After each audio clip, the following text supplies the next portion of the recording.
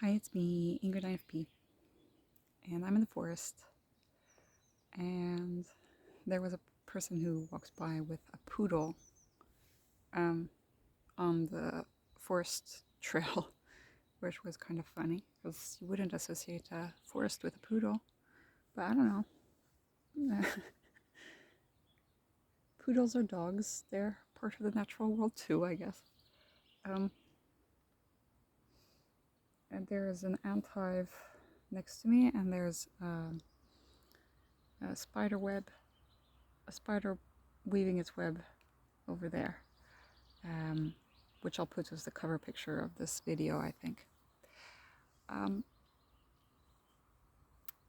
so happy that it's finally sunny, because I'm in short sleeves. I'm in a short sleeve t-shirt. I mean, look at that. It's been so cold and the winter for so long, and finally spring is coming here in Sweden. And it's over 20 degrees. Like, wow. Never thought that this would happen.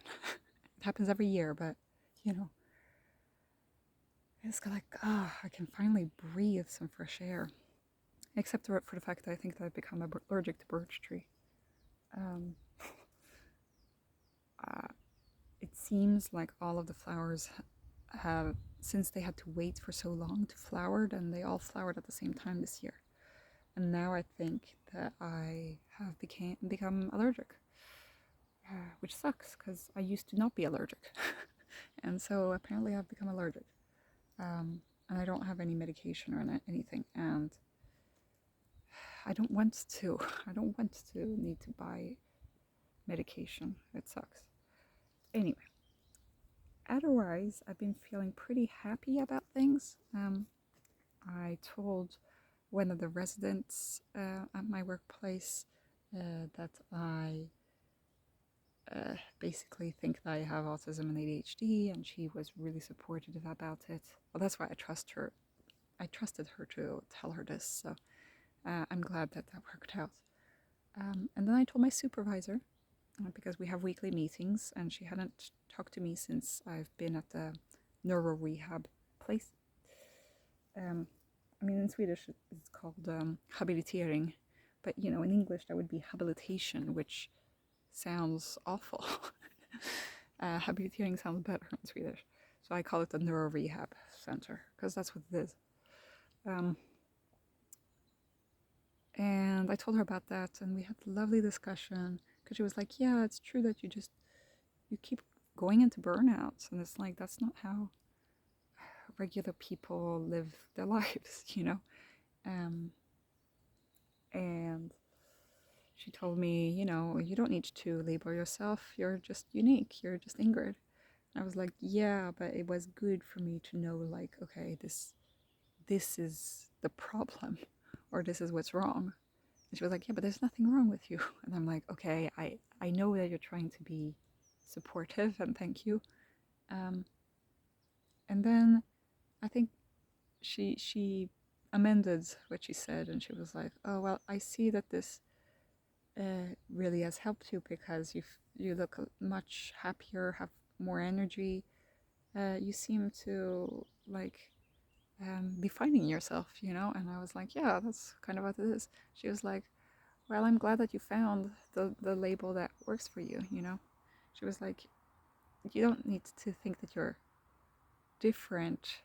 It's more like you're just you, and you need to find something that is tailored, a life that's tailored for you. And I was like, yeah, but that's a good way to put it. I just said I don't really know what my needs are and how to tailor. And she was like, yeah, but that will take some time, you know. And I think that we had a lovely discussion. I also told her about how CBT was difficult, and she was like, yeah, well, she can see how CBT can be, can have both its positives and its negative sides, because I was doing CBT for social anxiety, and social anxiety is not really the thing here,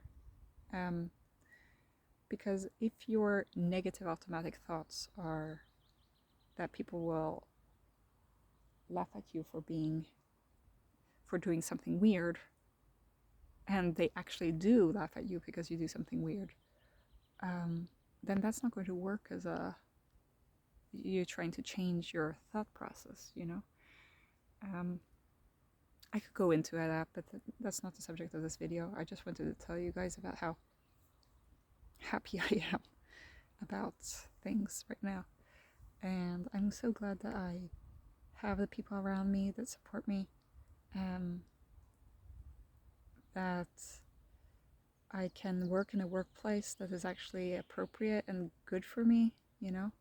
Of course, there's its drawbacks. At the moment, I'm kind of struggling with the fact that I have 600 patients and basically 300 hours of patient meetings a year, and so I only have half hour per patient. Some patients never come and some patients come several times, but that is kind of difficult to manage, you know. I have more hours that are dedicated to that, but they are dedicated to phone calls. So it is quite a lot for me to handle at my job, but I'm dealing with it. And now that it's sunny, I can actually like do something after work instead of just like plopping in my bed and sleeping.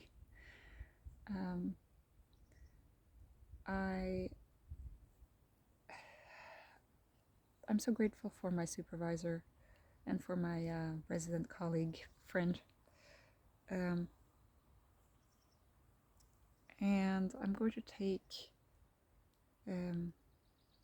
some time off in the summer and do something for me. My parents have accepted that like we probably won't be seeing each other this summer, but my grandfather hasn't, and it's not like I'm very close to my grandfather, so it doesn't really matter, but it does matter in that he is basically acting annoying towards us all. My mom said that she accepts whatever I do. She doesn't know that I'm not feeling great or that I've been to therapy and all that, but she does know that, you know, I'm an adult now and I can do things that I want to do. So things are turning out for the best.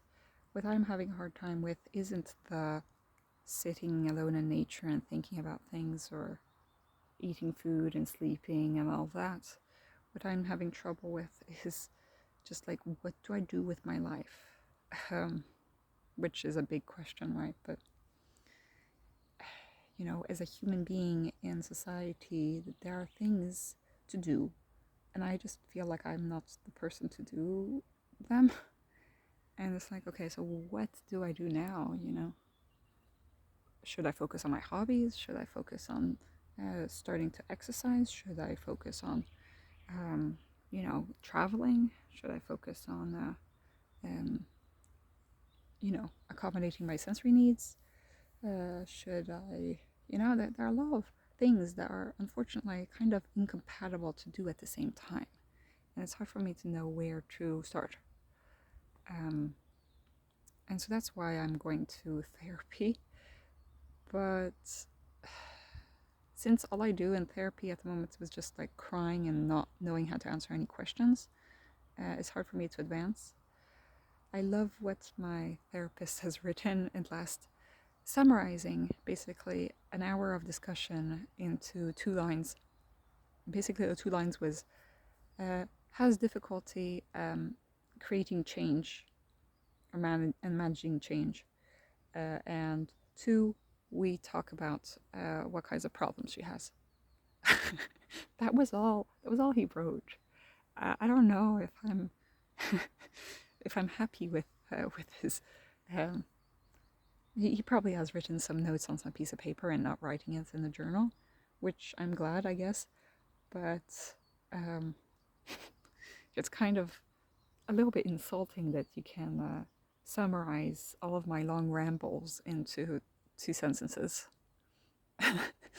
But yeah, he is good at that.